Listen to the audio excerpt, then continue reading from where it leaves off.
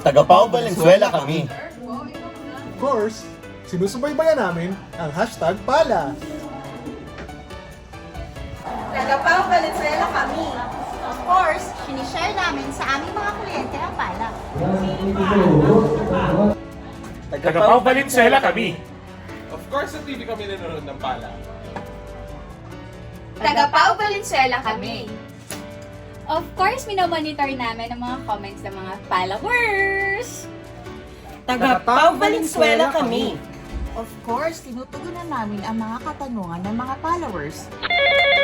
Hello, good afternoon. Attorney Capulit Chongson ng Pau Valenzuela. I-refer po kayo sa amin ng PALA program. Ano po nga paglilingkod namin sa inyo? Taga Pau Valenzuela kami. Of course, maraming natulungan ang programang pala.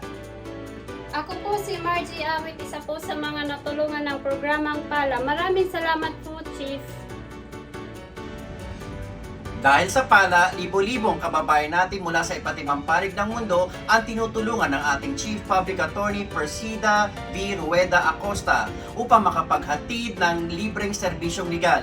Hangad namin ngayong ikatlong anibersaryo ang makatulong ng higit pang nakararami sa pamamagitan ng programang ito.